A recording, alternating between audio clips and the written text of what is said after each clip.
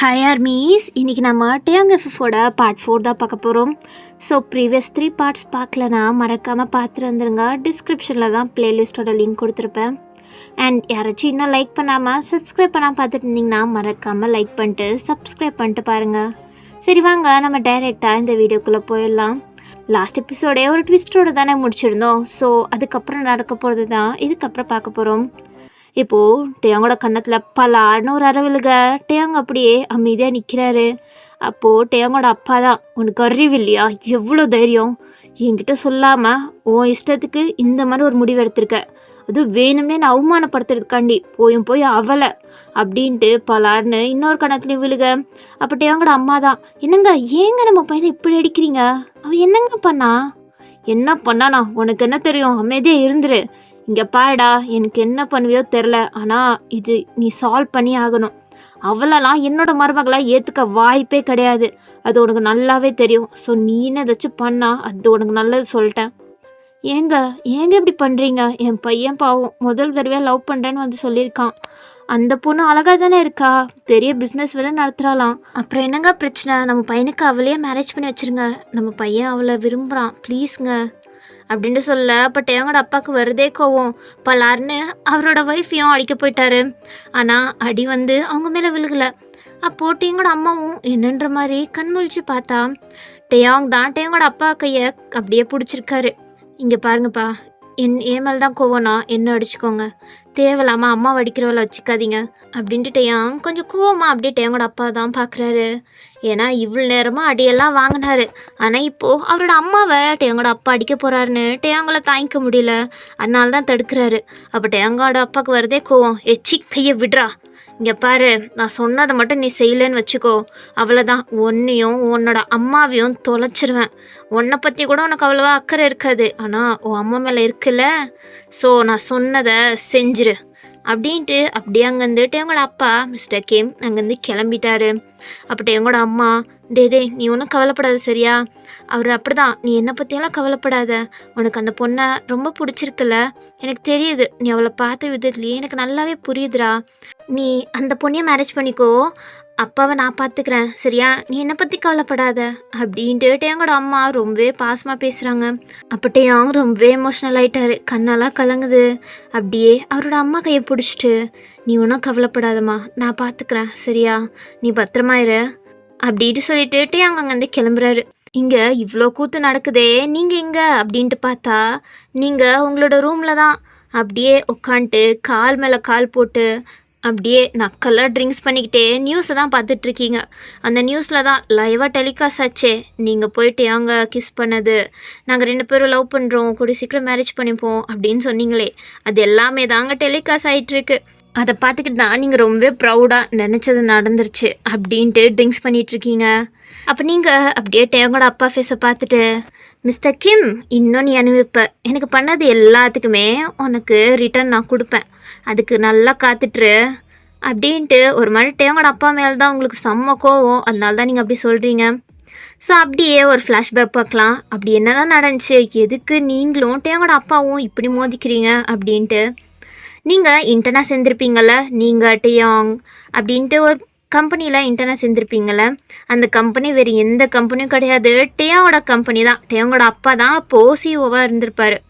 So அப்போ தான் நீங்களும் டேயாங்கும் ஒன்றாவே இன்டர்ன்ஷிப் மாதிரி சேர்ந்துருப்பீங்க.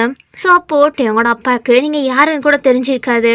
ஸோ அப்போது ஒரு கான்ஃபரன்ஸ் மீட்டிங் தான் நடந்துகிட்ருக்கும். அதில் சரி நம்ம யாரை பர்மனெண்ட் எம்ப்ளாயி ஆக்க போகிறோம் அப்படின்ட்டு எல்லோரும் டிஸ்கஸ் பண்ணுறாங்க. அப்போ டேயாங்கோட அப்பா ரொம்ப ப்ரௌடாக, வேறு யார், என்னோட பையனை தான், டேயாங்க தான் நீங்கள் பர்மனெண்ட் எம்ப்ளாயி ஆக்க போகிறீங்க, அதுதான் தெரிஞ்ச விஷயமாச்சே அப்படின்ட்டு சொல்ல. அது தெரியும் சார், ஆனால் நாம் ஒரிஜினலாக டாக்குமெண்ட் வச்சுருக்கணும்ல, அதனால தான் சார். பாருங்கள், அதுலேயும் டேயாங்க தான் இருப்பான் அப்படின்ட்டு டேயாங்கோட அப்பா தான் ரொம்ப ப்ரௌடாக சொல்கிறாரு. ஸோ அதுக்கப்புறம் எல்லோரும் பார்த்துட்ருக்காங்க எல்லாரோட ஒர்க் எப்படி இருக்குது அப்படின்ட்டு. அப்போ எல்லோரும், டேயாங் தான் சார் எல்லாரை விட நல்லா பண்ணிகிட்ருக்கான், ஆனால் அவரை விட இன்னொரு பொண்ணு இன்னுமே நல்லா பண்ணிகிட்ருக்கா, எனக்கு தெரிஞ்ச வரையும் எல்லா போர்ட் ஆஃப் மெம்பர்ஸும் அதை தான் சொல்லி வச்சுருக்காங்க, இந்த பொண்ணுக்கு தான் நம்ம ஃபுல் எம்ப்ளாய்மெண்ட் இது கொடுக்கணும் அப்படின்ட்டு. என்ன, யார் அது அப்படின்ட்டு டேயாங்கோட அப்பா ஷாக் ஆகுறாரு. ஏன்னா டேயாங் தான் அப்படின்னு நினச்சிருப்பாரு, இப்போ பார்த்தா வேறு யாரோன்ற மாதிரி தெரிய, யார் அது சார் அந்த பொண்ணோட பேர் வயன். அந்த பொண்ணு ரொம்பவே நல்லா பண்ணுறா. எல்லார விடையும் அவள் நல்லாவே பண்ணுறா. இங்கே பெர்மனெண்ட்டாக சீனியர்ஸாக இருக்கிற எம்ப்ளாயீஸை விடவே ரொம்பவே நல்லாவே பண்ணுறா அப்படின்ட்டு உங்களை பற்றி தான் அவங்க சொல்லிட்டு இருக்காங்க. அண்ட் நீங்கள் சில ப்ரெசன்டேஷன்ஸ் எல்லாம் பண்ணியிருப்பீங்க. ஸோ அது எல்லாத்தையுமே தான் போட்டு காமிக்கிறாங்க. அதில் நீங்கள் ரொம்பவே பர்ஃபெக்டாக கிளியராக ரொம்பவே கரெக்டாக பண்ணுறீங்க. அதுவும் சில திங்ஸ் எல்லாம் நீங்கள் ரொம்பவே பர்ஃபெக்டாக பண்ணுறீங்க. ஸோ அதெல்லாம் பார்த்தோன்னே எல்லாருக்கும் தெரியுது நீங்கள் தான் கரெக்டாக இருப்பீங்க இந்த ஜாபுக்கு அப்படின்ட்டு. ஆனால் டேங்கோட அப்பாவால் எப்படி ஏற்றுக்க முடியும்? அவருக்கு ஒரு மாதிரி அவமானம் ஆன மாதிரி ஆக, இல்லை இது நடக்கவே கூடாது அப்படின்ட்டு ஆஃபீஸில் உட்காந்துட்டு தான் புலம்பிட்டு இருக்காரு. அப்போது மிஸ்டர் கிம்மோட ஆஃபீஸ்க்குள்ளே ஒருத்தர் வராரு. அது வேறு யாரும் இல்லை, டேங்க்கு ஜென்ரல் மேனேஜராக இப்போ ஒருத்தர் இருக்கார்ல, அவர் அப்போது ஜஸ்ட் மேனேஜராக தான் இருந்திருப்பார். ஸோ அவர் தான் இப்போது சார் சில ஃபைல்ஸில் நீங்கள் சைன் போடணும் அப்படின்ற மாதிரி சில ஃபைல்ஸ் எல்லாம் கொடுத்துட்டு அவர் பார்த்துட்டு இருந்திருப்பார். அப்போ டேங்கோட அப்பா அந்த மேனேஜரையே ஒரு மாதிரி மேலேயும் கீழேயும் பார்த்துட்டு, நீ தான் கரெக்டாக இருப்ப. என்ன சார்? இல்லை எனக்கு சில டீட்டெயில்ஸ் வேணும் இந்த பொண்ணை பற்றி அப்படின்ற மாதிரி சொல்ல, அவரும் ஓகே சார் நாளைக்கே வந்துடும் அப்படின்ற மாதிரி சொல்லிவிட்டு அந்த மேனேஜரும் போயிட்டு நெக்ஸ்ட் டேவே உங்களை பற்றி A to Z எல்லா இன்ஃபர்மேஷனும் கலெக்ட் பண்ணிட்டு வந்திருப்பாரு. சார் இந்த பொண்ணுக்கு அம்மா அப்பாலாம் இருக்காங்க, பட் எங்கே இருக்காங்கன்னு தெரில. இப்போதைக்கு இந்த பொண்ணு தனியாக தான் வாழ்ந்துட்டுருக்கா. ரொம்பவே கஷ்டப்பட்டு தான் சார் இவ்வளோ தூரம் வந்திருக்கா அந்த பொண்ணு. அண்ட் இவ கொஞ்சம் ரஃப்பான கேரக்டர் தான், இவளை அவ்வளோ சீக்கிரம் யாராலையும் தோக்கடிக்க முடியாது அப்படின்ற மாதிரி உங்களை பற்றி தான் எல்லாத்தையுமே அந்த மேனேஜர் சொல்லிகிட்டு இருக்கான். அப்போ டேங்கோட அப்பாவே இதெல்லாம் கேட்டுட்டு ஓ ஓ ஓகே ஓகே அப்படின்ட்டு எல்லாத்தையுமே கேட்குறாரு. ஸோ அப்போது ஒரு மாதிரி அப்படியே யோசிச்சுட்டு இருக்க, சார் என்ன சார் இவ்வளோ யோசிக்கிறீங்க? என்னாச்சு சார்? உங்கள் பையன் செலக்ட் ஆக மாட்டானா இவ்வளோ யோசிக்கிறீங்க? ஏன்னா என் பையன் தான் செலக்ட் ஆவான் சார். ஆனால் இந்த பொண்ணு தான் சார் உங்கள் பையனை விட நல்லா பண்ணுறா. என்ன? இல்லை சார், அப்படி தான் எல்லோரும் பேசிக்கிறாங்க சார். அதெல்லாம் எனக்கு தெரியாது. என்னோடய பையன் தான் வரணும். அவன் தான் இந்த பொண்ணை தோக்கடிச்சிட்டு பெர்மனெண்ட் எம்ப்ளாயி ஆகணும். அப்போ தான் எல்லாருக்கும் நான் ப்ரூவ் பண்ண முடியும். என்னோடய பையனும் வரத்து தான். அவன் சின்ன வேலையிலேருந்து கற்றுக்கிட்டு இவ்வளோ உயரத்துக்கு வந்திருக்கான் அப்படின்ட்டு எல்லாரும் அவனை பற்றி தான் ப்ரௌடாக பேசணும். அதுதான் எனக்கும் வேணும், எனக்கும் அதுதான் கௌரவம். அதுக்கு நீ எனக்காண்டி ஒரு விஷயம் பண்ணணும் அப்படின்ட்டு டேங்கோட அப்பா எதுவும் சொல்ல. அப்போ அந்த மேனேஜரும், சார் என்ன சார் இப்படி சொல்கிறீங்க? இதெல்லாம் என்னால் பண்ண முடியாது சார். இங்கே பாரு, உனக்கு ப்ரொமோஷன் வேணும், பெரிய இடத்துக்கு போகணுன்னா இதெல்லாம் பண்ணி தான் ஆகணும். அப்போ தான் நீ உயர்ந்த இடத்துக்கு வர முடியும். இல்லைனா இப்படியே தான் இன்னும் எத்தனை வருஷம் ஆனாலும் இதே மேனேஜர் பொசிஷனில் தான் இருக்கணும். நீ நல்லா யோசிச்சுக்கோ. அதே நான் சொல்கிற விஷயத்த மட்டும் நீ பண்ணிட்டேன்னு வச்சுக்கோ, உன்னை நான் ஜென்ரல் மேனேஜர் ஆக்கிடுறேன். உனக்கே தெரியும்ல எவ்வளோ சம்பளம்னு அப்படின்ட்டு ஒரு மாதிரி காசை காமிச்சு அந்த மேனேஜரை இந்த மாதிரி விஷயம் பண்ணுறதுக்கு தூண்டி விட்டுட்ருக்க. அந்த மேனேஜரும் ஓகே சார் அப்படின்ட்டு அவன் இருக்க கஷ்டத்தில் அதுக்கு ஓகேன்ற மாதிரி ஒத்துட்டு இருந்திருப்பான். அப்போ டேங்கோட அப்பா மிஸ்டர் கிம்மும் நக்கெல்லாம் சிரிச்சுருந்துருப்பாரு. ஸோ அதுக்கப்புறம் நீங்கள் ஓவர் டியூட்டியெல்லாம் பார்த்து கஷ்டப்பட்டு வேலை பார்த்துட்ருக்கீங்க. ஏன்னா இங்கே மட்டும் நீங்கள் பெர்மனெண்ட் எம்ப்ளாயி ஆகிட்டிங்கன்னா கொஞ்சம் நீங்கள் அப்படியே முன்னேறிடலாம், உங்களோட லைஃப்பை பார்த்துக்கலாம் அப்படின்ட்டு தான் நீங்கள் இங்கே கஷ்டப்பட்டு வேலை பார்க்குறீங்க. இதுலேயும் நீங்கள் இன்டர்ன் தானே, அதனால் எல்லாருமே உங்ககிட்டயே வேலையாக ஏவிட்டுருக்காங்க. ஏன்னா நீங்கள் ரொம்ப நல்லா வேலை பார்க்குறீங்கள, ஸோ அதனால தான் எல்லோரும் உங்ககிட்டயே வேலை சொல்லிகிட்டு இருக்காங்க. ஸோ அதனால் நீங்களும் வேணான்னு சொல்ல முடியாமல் எல்லா வேலையும் நீங்கள் ஓவர் டியூட்டி பண்ணிகிட்ருக்கீங்க. ஸோ அப்படி தான் இன்றைக்கும் யாருமே இல்லை ஆஃபீஸில் உங்களை தவிர நீங்கள் மட்டும் ரொம்ப சின்சியராக வேலை பார்த்துட்ருக்கீங்க. ஸோ அப்போ உங்களுக்கு ரொம்ப டயர்டாக நீங்கள் அப்படியே பின்னாடி சாஞ்சு அப்படியே கண்ணை மூடுறீங்க. அப்போது இன்டர்ன் நீ தானம்மா இன்டர்ன் அப்படின்ட்டு கேட்டுகிட்டே அந்த மேனேஜர் வரான். அப்போ நீங்கள் சார் சார் அப்படின்ட்டு நீங்கள் சில இடத்துல நீங்கள் கொஞ்சம் இறங்கி தான் போக வேண்டியதாக இருந்திருக்கும். ஸோ அதனால் நீங்களும் அதை ஏற்றுக்கிட்டு அப்படி தான் பண்ணுறீங்க. சார் நீங்களா? நீங்கள் என்ன வீட்டுக்கு போகலையா? இல்லைம்மா சும்மா தான் கொஞ்சம் வேலை இருந்துச்சு, அதனால தான் வந்தேன். நீ ரொம்ப ஹார்ட் ஒர்க் பண்ணுறம்மா, நல்ல விஷயம். தேங்க்யூ சார் அப்படின்ட்டு நீங்களும் சொல்ல. அப்போ அவர் அப்படியே வந்து உங்கள் ஷோல்டர் மேலே கை வைக்க, சார் நீங்கள் இப்போது எதுக்கு வந்தீங்க? உங்களுக்கு ஏதாச்சும் வேணுமா? இல்லைம்மா சும்மா நீ எப்படி வேலை பார்க்குறன்னு தான் பார்த்துட்ருக்கேன். எல்லோரும் உன்னை பற்றி தான் பேசிக்கிறாங்க, உனக்கு தான் பெர்மனெண்ட் வேலை கிடைக்குன்ற மாதிரிலாம் பேசிக்கிறாங்க. அதனால தான் நீ எப்படி வேலை செய்கிறன்னு சும்மா பார்க்க வந்தேன் அப்படின்ட்டு அப்படியே கொஞ்சம் கொஞ்சமாக அவங்க ஷோல்டர்லேருந்து அப்படியே கீழே கையை இறக்கிட்டே போக உங்களுக்கு ஒரு மாதிரி அன்கம்ஃபர்டபுளாக இருக்குது. நீங்கள் அப்படியே கையை எடுத்து விட்றீங்க. அப்போ மறுபடியும் கேட்காம அந்த மேனேஜர் உங்கள் மேலே கை வைக்க நீங்கள் அப்படியே எந்திரிச்சிட்டிங்க. என்னம்மா என்னாச்சு? சார் ஒன்றும் இல்லை, நான் வேலை பார்க்கணும், இங்கே கொஞ்சம் கிளம்புறீங்களா? அப்போது அந்த மேனேஜர் அப்படியே உங்கள் கிட்ட வர நீங்கள் பின்னாடியே போயிட்டு, சார் என்ன பண்ணுறீங்க? இங்கே பாருமா, இதெல்லாம் பண்ணால் மட்டும்தான் இங்கே நம்மளால வாழ முடியும். நீ இதுக்கு மட்டும் ஒத்துக்கோ, ஒன் நைட் தானே, கொஞ்சம் அட்ஜஸ்ட் பண்ணிக்கோ. அப்போது உன்னை பெர்மனெண்ட் எம்ப்ளாயும் ஆக்குறேன், உனக்கு சீக்கிரமாக ப்ரொமோஷன்லாம் கொடுத்து பெரிய இடத்துக்கு கொண்டு வந்துடுறேம்மா அப்படின்ட்டு அந்த மேனேஜர் பேசிட்டே கிட்ட வர உங்களுக்கு வருதே கடுப்பு. இவ்வளோ நேரமாக எல்லா கடுப்பும் நீங்கள் மனசுக்குள்ளே தான் அடக்கி வச்சுட்டு இருந்தீங்க, காமிக்க முடியாமல். இப்போ நீங்கள் அந்த மேனேஜர் வர கிட்ட வர பக்கத்தில் அந்த கீபோர்டு எடுத்து அப்படியே மண்டையிலே போட்டு உடச்சிட்டிங்க. அந்த கீபோர்டு அப்படியே செதறுது. ஸோ இப்போ அந்த சீனை கட் பண்ணால் நெக்ஸ்ட் சீனில் போலீஸ் ஸ்டேஷனில் தான் நீங்கள் உட்காந்துட்ருக்கீங்க. பக்கத்தில் அந்த மேனேஜர் தான் தலையிலலாம் கட்டு வாங்கிட்டு உட்காந்துட்ருக்கான். அவன் இதை சுத்தமாக எதிர்பார்க்கவே இல்லை. அவனுக்கு சொன்னது உங்களை எப்படியாச்சும் வேலையை விட்டு தூக்கணும், இந்த மாதிரி பண்ணால் நீங்கள் டாலரேட் பண்ண மாட்டீங்க, ஸோ அதனால் நீங்களே வேலையை விட்டு போயிடுவீங்கன்ற மாதிரி தான் அவன் நினச்சிட்டு இருந்தான். ஆனால் நீங்கள் திடீர்னு இப்படி அடிப்பீங்கன்னு அவன் எதிர்பார்க்கல.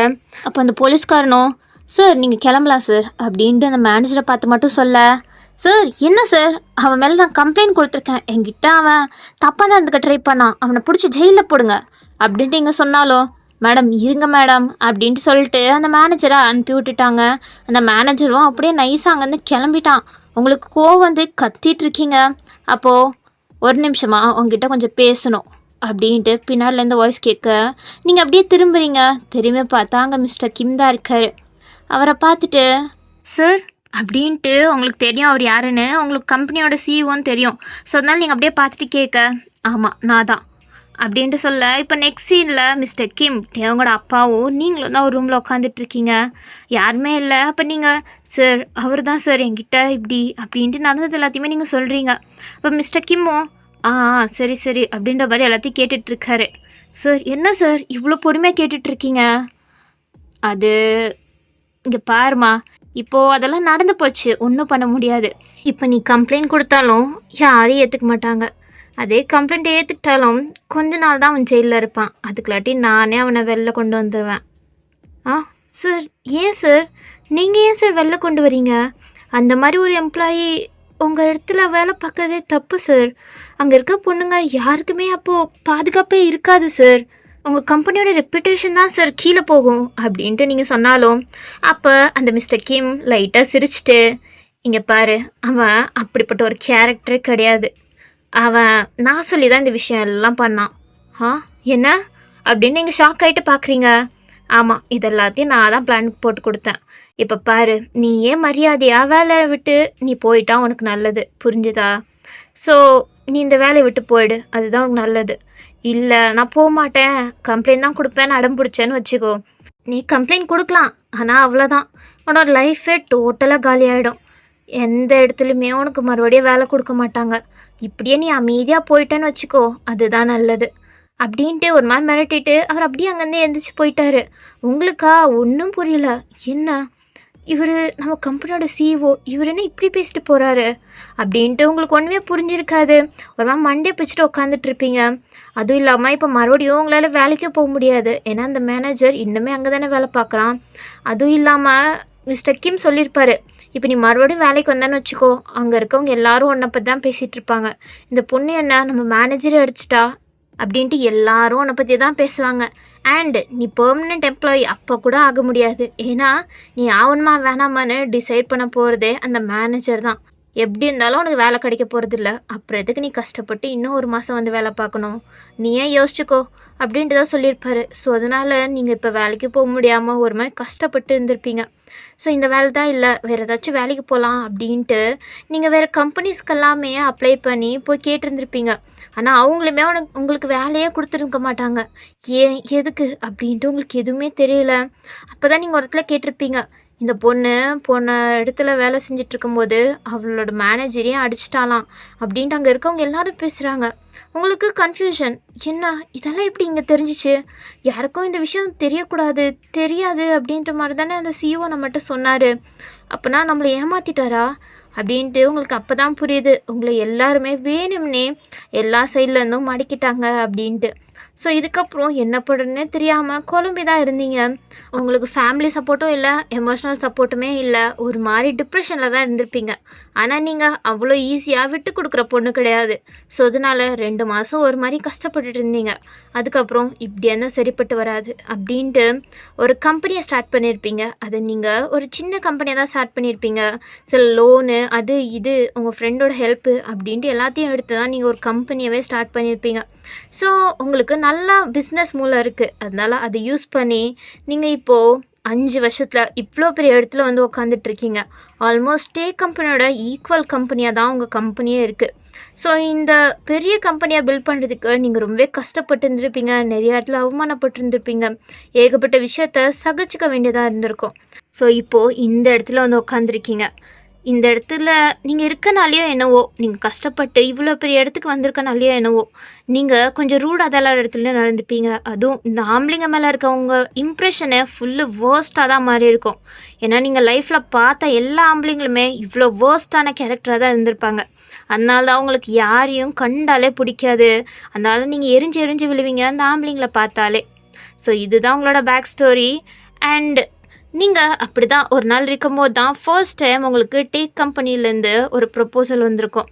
ஸோ அந்த ப்ரப்போசலை பார்த்தோன்னே, அந்த டேக் கம்பெனியோட பார்த்தோன்னே உங்களுக்கு அப்படியே உங்கள் ஃப்ளாஷ்பேக் தான் எல்லாம் கண் முன்னாடி வந்து போயிருக்கும். இது இது அந்த கம்பெனி தானே அப்படின்ட்டு பார்த்தோன்னே உங்களுக்கு தெரிஞ்சிருச்சு. ஏன்னா அது எப்படி உங்களால் மறக்க முடியும்? உங்கள் லைஃபோட ஒரு டேர்னிங் பாயிண்ட்டாக தானே அது இருந்துச்சு. ஸோ அதனால் ஒரு வாட்டி நீங்கள் அதை பற்றி சர்ச் பண்ணி அப்படி என்ன தான் நடந்துச்சு, எதுக்கு என்ன வேலை விட்டு தூக்கணும்னு நினச்சாங்க அப்படின்ட்டு தெரிஞ்சுக்கணுன்னு உங்களுக்கு ஒரு ஆர்வம். ஸோ அதனால் நீங்கள் கேட்டு விட்டுருப்பீங்க. ஸோ அதனால் உங்கள் கீழே வேலை பார்க்குற ஒருத்தன் தான் உங்ககிட்ட வந்து இன்ஃபர்மேஷனை சொல்லியிருப்பான். மேம், வேணும்னே தான் அவங்க எல்லோரும் பிளான் போட்டு திட்டம் போட்டு உங்களை வேலை விட்டு தூக்கியிருக்காங்க. ஏன்னா அந்த சிஇஓட பையனும் உங்கள் கூட தான் இன்டர்னாக சேர்ந்தானா. ஸோ நீங்கள் அந்த பையனை விட நல்லா பண்ணுறீங்க. ஸோ அதனால தான் உங்களை வேலை விட்டு தூக்கிட்டா அவரோட பையனுக்கு அங்கே எம்ப்ளாய்மெண்ட் கிடச்சிரும். அதுக்கப்புறம் கொஞ்சம் கொஞ்சமாக அவனை சிஇஓ ஆக்கிடலான் தான் இது எல்லா பிளானுமே நடந்திருக்கு அப்படின்ட்டு சொன்ன பிறகு தான் உங்களுக்கு இன்னமே வெறி வந்திருக்கும் மிஸ்டர் கிம் மேலேயும் அந்த மேனேஜர் மேலேயும். இதுக்கு தானா அவ்வளோ இருந்துச்சுன்னா அவனோட பையனை நல்லா வளர்த்துருக்கணுமா இருந்துச்சு. நல்லா என்னை விட டேலண்டடாக வளர்த்துருக்கணுமா இருந்துச்சு. அதை விட்டுட்டு பணம் இருக்க இந்த தைரியத்தில் இப்படி குறுக்கு வழியில் அவங்க பண்ணுறாங்களா, பார்த்துக்கிறேன், நான் யாருன்னு காட்டுறேன் அப்படின்ட்டு தான் உங்களுக்கு ஒரு கோவமே வந்திருக்கும். அப்போ தான் டியாங் உங்ககிட்ட ப்ராஜெக்ட் பற்றி பேசணும்னு வந்திருப்பார். ஸோ அவரை பார்த்தோன்னா உங்களுக்கு அவ்வளோவா தெரிஞ்சிருக்காது. ஸோ அதுக்கப்புறம் தான் டியாங்கை பற்றி நீங்கள் சர்ச் பண்ணி பார்க்கும்போது தான் தெரியுது டியாங் தான் மிஸ்டர் கிம்மோட பையன்னு. அப்போ தான் நீங்கள் முடிவெடுக்கிறீங்க, இவனை வச்சு தான் அவனோட அப்பனை தோக்கடிக்கணும் அப்படின்ட்டு. உங்களுக்கு கொஞ்சம் டியாங் மேலேயுமே அப்போ கோவம் இருந்திருக்கும். அதனால நீங்கள் எரிஞ்சு விழுந்திருப்பீங்க எந்த ரீசனுமே சொல்லாமல். அண்ட் நீங்கள் டியாங்கோட கம்பெனிலேயே உங்களுக்கு சாதகமாக இருக்கிற ஒரு ஸ்டாக்கரையாக வச்சுருப்பீங்க. அந்த ஸ்டாக்கரை வச்சு தான் டியாங் என்ன பண்ணுறாரு, எங்கே இருக்காரு, என்ன பண்ணுறாரு அப்படின்ட்டு எல்லா விஷயமுமே உங்களுக்கு தெரியும். அந்த ஸ்டாக்கர் வேறு யாருமே கிடையாது, டியாங்கோட அசிஸ்டண்ட்டுன்னு ஒருத்தன் இருக்கானே அவன் தான் உங்களுக்கு இருக்க ஒரே பெஸ்ட் ஃப்ரெண்ட், சைல்ட்ஹுட் ஃப்ரெண்ட். அவன் தான் சின்ன வயசுலேருந்தே அவங்க பக்கமாக நின்றுருக்கான். உங்களுக்கு தேவையான போது உங்கள் பிஸ்னஸ் ஸ்டார்ட் பண்ணுறதுக்குமே அவன் தான் உங்களுக்கு ஹெல்ப் பண்ணியிருப்பான். ஸோ நீங்கள் எந்த உதவின்னு கேட்டாலும் அவன் தான் ஃபஸ்ட்டு வந்து செய்வான். ஸோ அதனால தான் நீங்கள் கேட்டிருப்பீங்க, இந்த கம்பெனியில் நீ அசிஸ்டண்ட்டாக சேர்ந்து எனக்கு கண்டினியூஸில் வேலை பண்ணணும் அப்படின்ட்டு. ஸோ அதனால் அவனும் சரின்ட்டு ஒத்துக்கிட்டு தான் டியாங்க் அசிஸ்டண்ட்டாகவே போய் சேர்ந்துருப்பான். அதுக்கப்புறம் தான் டியாங் என்ன பண்ணுறாரு, என்ன ஏது அப்படின்ட்டு எல்லா இன்ஃபர்மேஷனுமே உங்களுக்கு தெரிய வந்திருக்கும். அண்ட் டியாங் கூட உங்களை பற்றி விசாரிச்சிருப்பார் தெரியுமா, அந்த இன்ஃபர்மேஷனை கூட இவன் உங்ககிட்ட தான் வந்து சொல்லியிருப்பான். வயன், உன்னை பற்றி அவன் தெரிஞ்சுக்கணுன்னு ஆர்வப்படுறான், என்ன பண்ணுறது? அப்போனா அவன்கிட்ட கூட என்ன நடந்துச்சோ அது எல்லாத்தையுமே அவன்கிட்ட போய் சொல்லு. என்ன வயன், என்ன இப்படி சொல்கிற? ஆமாம், நான் சொல்கிறது மட்டும் நீ செய், நடக்க போகிறது பொறுமையாக நடக்கும் அப்படின்னு நீங்கள் சொல்லியிருப்பீங்க. அதுக்கப்புறம் தான் அவங்கள பற்றி இருக்க எல்லா ஃபைல்ஸையும் எடுத்துகிட்டு போய் அவன்கிட்ட யாங்கிட்டே கொடுத்துருப்பான். அதுக்கப்புறம் தான் டியாங்க்கு அவரோட அப்பா பண்ண எல்லா வேலையுமே தெரிஞ்சிருக்கும். அதனால தான் கோவத்தில் டியாங்கோட அப்பா கிட்டே போய் சண்டை போட்டிருப்பாரு. அதுக்கப்புறம் அந்த மேனேஜர்கிட்டையும் வந்துட்டு சண்டை போட்டிருப்பாரு. அதெல்லாமே அதனால தான் நடந்திருக்கும். உங்களோட ஃப்ளாஷ்பேக் தெரிஞ்ச பிறகு அவருக்கு அதுக்கப்புறம் இந்த வேலையே வேணாம், இந்த வேலைக்காண்டி தானே இவ்வளவும் பண்ணாங்க, உங்களை கஷ்டப்படுத்தினதும் இதுக்காண்டி தானே அப்படின்ட்டு அவருக்கு செம்ம கோவம் வந்திருக்கும். அதெல்லாமே அந்த அசிஸ்டண்ட் உங்களுக்கு அப்டேட் பண்ணிகிட்டே தான் இருந்திருப்பான். அப்போ தான் உங்களுக்கு கொஞ்சம் டியாங் மேலே கொஞ்சம் இறக்கமே வருது. ஏன்னா டியாங் உங்களை நினச்சி தானே ஃபீல் பண்ணுறாரு. டியாங்கை பற்றி உங்களுக்கு அப்போ தான் கொஞ்சமாக இறக்கமே வருது. அதுக்கப்புறம் கூட டியாங் அவர் அப்பா கிட்ட சண்டை போட்டது கூட இந்த அசிஸ்டன்ட் ட்ராக் பண்ணிட்டு தான் இருந்திருப்பான். ஏன்னா டியாங்கோட ஃபோனில் ஒரு இன்ஸ்டால் பண்ணியிருப்பான் ஒரு வைரஸை. அதனால டியாங் பேசுகிறது எல்லாமே இந்த ஃபோன் வேலையுமா இந்த அசிஸ்டன்ட் கேட்டுகிட்டே தான் இருப்பான். அதே டைமில் உங்களுக்குமே அது கனெக்ட் ஆகிருக்கும். நீங்களும் எப்போ வேணும்னாலும் டியாங் பேசுகிறது, யார் கூட பேசுகிறான் என்ன அப்படின்ட்டு எல்லாமே உங்களுக்கு தெரியும். ஸோ அப்படி தான் டியாங் சண்டை போட்டது வரையும் அந்த மேனேஜரை அடித்தது வரையுமே உங்களுக்கும் தெரியும், அந்த அசிஸ்டண்ட்டுக்குமே தெரியும். அதுக்கப்புறம் அந்த அசிஸ்டண்ட்டும் என்ன வயன் என்ன பண்ணலான் இருக்க, இப்போது என்னோடய ஆட்டத்தை ஆரம்பிக்கலான் இருக்கேன், என்ன சொல்கிற வயன், பொறுமையாக வேடிக்கை மட்டும் பாரு, நடக்கிறது நடக்கும் அப்படின்ட்டு சொல்லியிருப்பீங்க. அதுக்கப்புறம் தான் டியாங்க நீங்கள் அந்த பர்ஃப்யூம் தயார் பண்ணுற இடத்துக்கு கூப்பிட்டு போயிருப்பீங்க. உங்களுக்கு தான் தெரியுமே டியாங்க்கு எல்லா விஷயமே தெரியும், அதுக்கு நல்லா கில்ட்டியாக இருக்கார் அப்படின்ட்டு. ஸோ அந்த கில்ட்டியை உங்களுக்கு சாதகமாக யூஸ் பண்ணிக்கலான்னு நினைக்கிறீங்க. ஸோ அதனால் நீங்கள் டியாங் எதாக இருந்தாலும் என்கிட்ட சொல்லு, உனக்கு தான் ஃப்ரெண்டு இல்லைல்ல, நான் உனக்கு ஒரு ஃப்ரெண்டாக இருக்கேன் அப்படின்ட்டு நீங்கள் ஸ்வீட்டாக பேசினதுமே அதுக்காண்டி மட்டும்தான். அப்போ டியாங்கும் அப்படியே உடஞ்சி ஒரு மாதிரி அழுதுகிட்டே, சாரி வயன், என்னோடய அப்பா பண்ணது எல்லாத்துக்குமே சாரி வயன், என்னை மன்னிச்சிடு வயன், நீ எவ்வளோ கஷ்டப்பட்டிருப்பேன்னு எனக்கு புரியுது அப்படின்ட்டு டியாங் ரொம்பவே ஃபீல் பண்ணியிருப்பாரு. நீங்களும் சரி நான் உன்னை மன்னிச்சிட்றேன், ஆனால் அதுக்கு பதிலாக நீ எனக்காண்டி ஒரே ஒரு விஷயத்த மட்டும் பண்ணணும், உன்னை மன்னிக்க முடியும் ஆனால் உன்னோட அப்பாவை நான் பழி வாங்கியே ஆவேன் அப்படின்ட்டு நீங்கள் சொல்லியிருப்பீங்க. அதுக்கு டியாங்கல்ல எதுவுமே சொல்ல முடிஞ்சிருக்காது. அதுக்கப்புறம் தான் இந்த மாதிரி உங்களோட 50th கம்பெனி ஆனிவர்சரி இருக்குல்ல, அதில் நான் என்ன பண்ணாலும் நீ எனக்கு சாதகமாக தான் இருக்கணும் அப்படின்னு சொல்லியிருப்பீங்க. டியாங்கும் அதுக்கு ஒத்துக்க தான் செஞ்சுருப்பார். ஸோ அதனால தான் நீங்கள் அங்கே வந்தது, அங்கே நடந்தது எல்லாமே ப்ரீ பிளான்டாக தான் நடந்திருக்கும். அதுக்கு டியாங்கும் எதுவுமே சொல்லாமல் அமைதியாக இருந்ததுக்கு காரணமுமே அதுதான். ஸோ இப்போது டியாங் அவரோட அப்பா கையில் அடி வாங்கினது எல்லாத்தையுமே நீங்கள் இப்போது ஃபோன் வேலை கேட்டுட்டு இருந்திருப்பீங்க. ஸோ அதை கேட்டோன்னே உங்களுக்கே ஒரு மாதிரி கஷ்டமாக இருந்திருக்கும். சாரி டியாங், உன்னை நான் யூஸ் பண்ணிக்க வேண்டியதாகிடுச்சு, ஏன்னா இதுக்கு முக்கிய காரணமே நீ தான், ஏன்னா உன்னோட அப்பா பண்ண எல்லாத்துக்கும் நீ தானே ரீசன், அப்போனா உன் மேலே எனக்கு இருக்க கோவம் நியாயம் தானே அப்படின்ட்டு உங்களுக்கு கொஞ்சம் டியாங்க நினச்சி பாவமாக இருந்தாலும் நீங்கள் இப்படி தான் டியாங் மேலே கோவமாக இருக்க மாதிரி பேசிகிட்ருக்கீங்க, நடக்கவும் செய்கிறீங்க. ஸோ இப்போது இங்கிட்ட டியாங் ஒரு மாதிரி சோகமாக வந்தார். அப்படியே வீட்டுக்கு வந்தவர் அப்படியே உட்காந்து ட்ரிங்க்ஸ் பண்ண ஆரம்பிச்சிட்டாரு. டியாங்கோட அசிஸ்டண்ட்டுக்கு டியாங்க நினச்சா கொஞ்சம் பாவமாக தான் இருக்குது. அவரும் டியாங் என்ன பண்ணுறாரு அப்படின்ட்டு அப்பப்போ உங்களுக்கு அப்டேட்டும் கொடுத்துட்டே தான் இருக்கான். அப்போ நீ கொஞ்சம் அவனை நல்லா பார்த்துக்கோ அப்படின்ட்டு டியாங்கோட அசிஸ்டண்ட் கிட்ட நீங்களும் சொல்கிறீங்க. அவனும் சரி ஓகே அப்படின்ற மாதிரி சொல்லிட்டான். சரி அதுக்கப்புறம் என்ன பிளான் வச்சுருக்க வயன், அதை நான் என்ன யோசிக்கல, நான் அதை யோசிச்சுட்டு உன்கிட்ட இன்ஃபார்ம் பண்ணுறேன். சரி வயன் அப்படின்ட்டு திரும்பி டியாங்க பார்த்தா டியாங் அங்கே தான் அப்படியே மட்டையாயிட்டாரு. ஸோ அப்படியே டியாங்க தூக்கிட்டு போய் அவரோட பெட்டில் படுக்க வச்சுட்டு சாரி டியாங் சார் அப்படின்ட்டு சொல்லிவிட்டு அவன் அப்படியே அங்கேருந்து கிளம்பிட்டான். அப்போ டியாங் அப்படியே கண் முழிக்கிறாரு. முழிச்சிட்டு அப்படியே வில்லத்தனமாக ஒரு மாதிரி சிரிக்கிறாரு. எதுக்கு இவர் இப்படி சிரிக்கிறாருன்ற மாதிரி தான் நம்மளுக்கு இருக்கும். ஸோ இதுக்கப்புறம் நடக்க போகிறத நம்ம இன்னொரு எபிசோடில் பார்க்கலாம். அண்ட் உங்களுக்கு இந்த எஃப்எஃப் பிடிச்சிருக்கா என்னன்னு தெரியல, பட் போக போக வியூஸ் ரொம்பவே கம்மியாயிட்டுருக்கு. ஸோ உங்களுக்கு பிடிக்கலன்னா சொல்லிவிடுங்க, நம்ம இது இன்னும் 2 or 3 எபிசோட்ஸில் முடிச்சிடலாம். சரி ஓகே, உங்களை நெக்ஸ்ட் வீடியோவில் பார்க்குறேன். பாய் பாய்.